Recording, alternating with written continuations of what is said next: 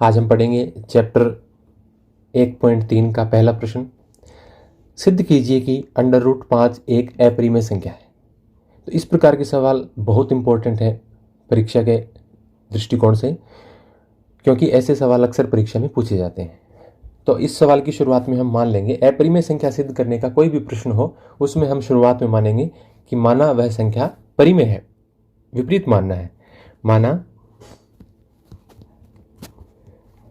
√5 एक परिमेय संख्या है।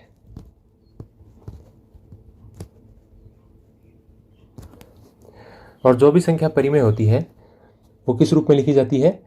परिभाषा क्या है? ऐसी संख्याएं जिन्हें p/q के रूप में लिखा जा सके, जहां p और q पूर्णांक है तथा q 0 के बराबर नहीं है। आता है √5 बराबर a/b। p/q की जगह मैं a/b क्यों लिख रहा हूं? मान लीजिए एक संख्या है p/q के रूप की परिमेय संख्या। अगर इसमें कोई कॉमन गुणनखंड है तो हम उसको पहले ही सरल कर लेते हैं। कॉमन गुणनखंड का मतलब जैसे आपके पास है 14/16, तो ये देखो 2 से भाग जा रहा है, 2 7 14, 2 8 16, तो ये होगी 7/8। यदि ऐसा है तो हमने पहले ही इसको पूरी तरह सरल कर लिया है, ताकि इसके अंश और हर में कोई भी कॉमन गुणनखंड नहीं रहे। पहले इसके अंश और हर में कॉमन गुणनखंड क्या था? ऊपर 7 दूनी 14 था, नीचे 8 दूनी 16 था, यानी 2 इनमें एक कॉमन गुणनखंड था। अगर ऐसा है तो इसको हमने पहले ही सरल कर लिया है। तो ए और बी क्या है? अब जहां ए व बी सह अभाज्य पूर्णांक है, को प्राइम सह अभाज्य पूर्णांक है। ये मैं मिटा देता हूं उसको।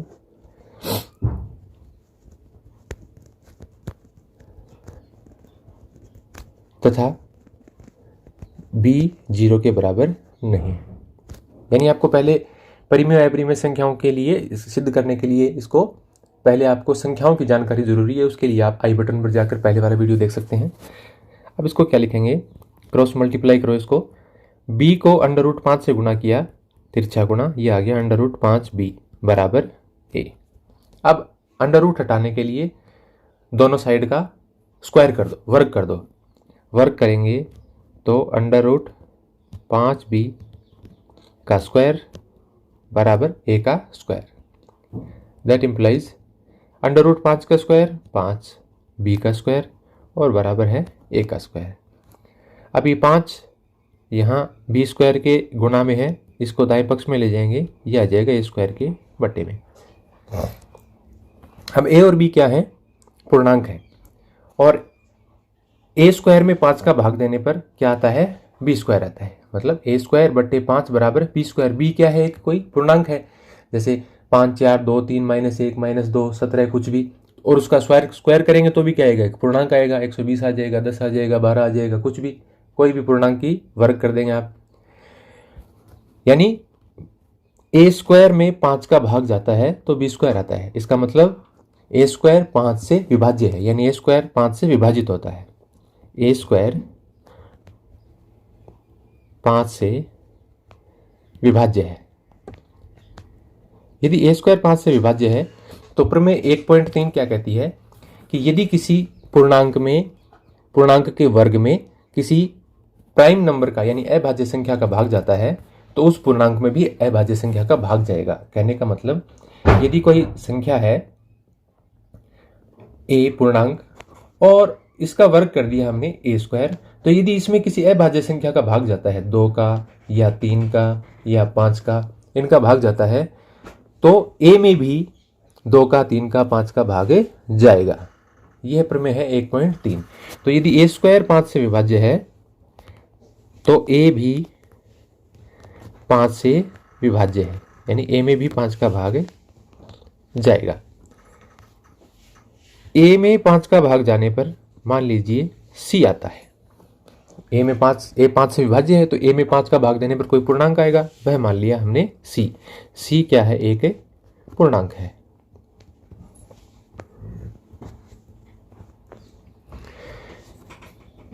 दैट इम्प्लाइज 5 दाईं तरफ गुणा हो जाएगा, a बराबर 5c।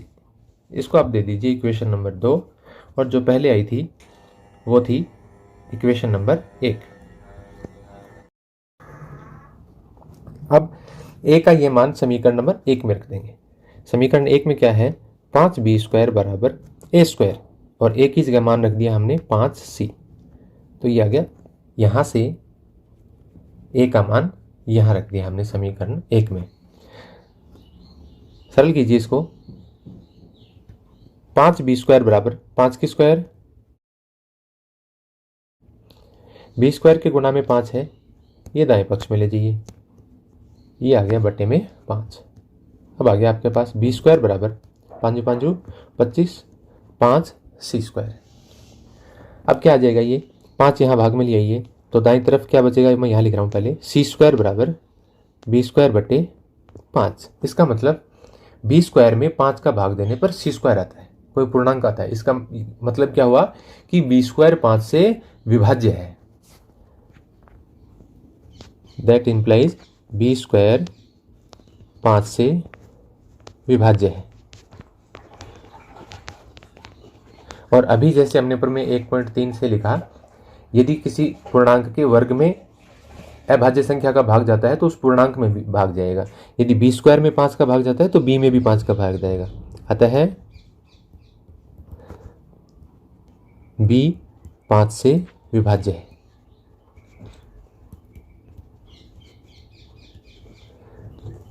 अब हमने क्या देखा, a भी 5 से विभाज्य है, b भी 5 से विभाज्य है, जबकि हमने क्या माना था शुरुआत में कि a और b सहअभाज्य पूर्णांक है, यानी इसमें कोई भी कॉमन गुणनखंड नहीं है। जबकि हमारे पास क्या आ गया कि इनमें एक कॉमन गुणनखंड है 5, यानी a में भी 5 का भाग जाता है, b में भी 5 का भाग जाता है। तो इसका मतलब क्या हुआ कि a और b सहअभाज्य नहीं है। है a व b सहअभाज्य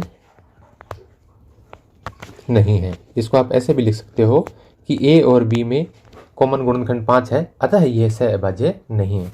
ये सहअभाज्य नहीं है तो मतलब हमने शुरू में गलत माना था। दैट इम्प्लाइज हमारी कल्पना गलत थी। क्या कल्पना थी हमारी, हमने शुरू में माना था कि √5 एक परिमेय संख्या है, जबकि आगे जब इसको हमने सॉल्व किया तो हमको पता चला कि हमने जो शुरू में माना था वो गलत है। अतः आप लिख देंगे √5 एक अपरिमेय संख्या है। तो इस हिसाब से आप √2, √3, √5, √7 किसी भी संख्या को अपरिमेय संख्या सिद्ध कर सकते हैं, इरेशनल नंबर सिद्ध कर सकते हैं। Thank you.